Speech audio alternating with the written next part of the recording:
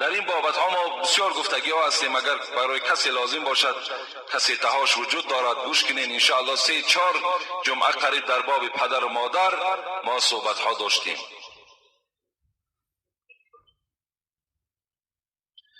دوم سوال، انگور چی به دنیا آمد؟ نوشتن از کی برآمد؟ خداوند میگوید اذا اراد شیئا ان یقول له کن فیکون. آمدن انگور ای کجا پیدا شد، نوشتن از کی ماند، اینا برای ما و شما دانستنش نه فرض، نه واجب، نه سنت، اینا هیچ حاجت هم نیست. همون تیارش خدا داده است، بخور شکرانه کن. دیگر این از کجا آمد، کی شناندش، مثال پیرش کیه است؟ ولی بعضی آدم ها همین پیری آشپزا کیه؟ آش مرحمت خوردن بگیر یا پیری را چکارش میکنی گفته؟ آش پیر دارد آخه، همش نعمت پروردگار.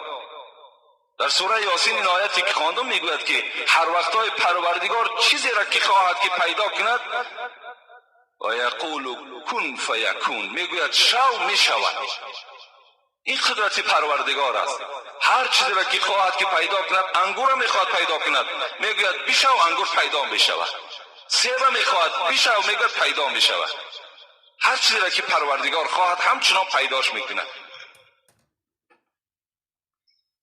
السلام علیکم داملای شیرین سخن. یک سوال دارم درباره توبه، دوباره قبول می شود یا نه؟ انشاءالله جمعه آینده میگیم که توبه ای که دوم بار انسان یک بار میشکند، دوم بار توبه میکند، آیا قبول می شود یا نه؟ انشاءالله جمعه آینده خدا خواسته باشد من مفصلتر در بین شما این مسئله ها را آشکار میکنم.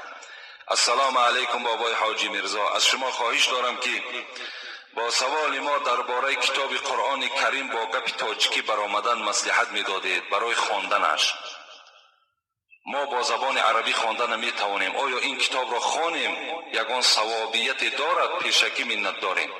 البته ثواب دارد، این بی ثواب نیست. خوانید. همون قرآن هایی که با لفظ های تاجیکی هم که برآمده است اونها هم البته ثواب دارد.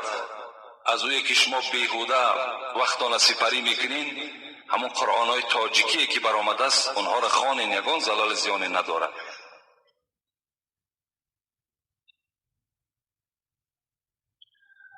درود و رحمت بر شما باد ای بهترین خیرخواه این شهر و بهترین دعوتگر. این جای پوشیدن نیست که از دعوت شما چی بهبودی های زیادی در عبادت مردم و آبادی های شهر پیدا شد.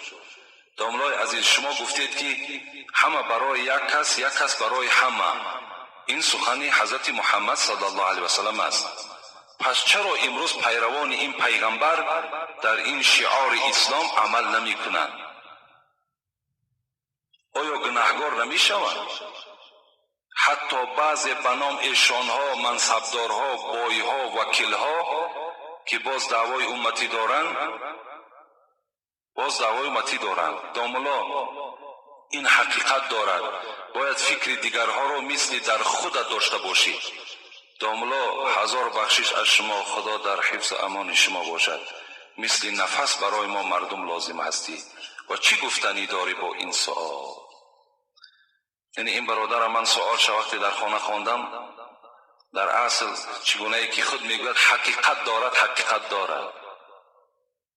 همه برای یک کس برای همه، این شعار محمد صلی الله علیه و سلم است. این شعار اسلام است. لیکن چرا امروز پیروان محمد با این حدیث پیامبر خدا عمل نمی کنند؟ اینش از همون انسان های پرسیدن در کار که چرا اونها عمل نمی کنند. اگر این برادر بعضی بنام ایشان ها گفتند، منصبدارها و بایها و وکیلها گفتند، اگر ملاها را که وابسته میکرد من ملال نمی شدم. زیر هست نفرهایی که فقط برای شخصیت خود، برای فایده خود میکنن، لکن غم مردم و غم مثال شهر خود هیچ گونه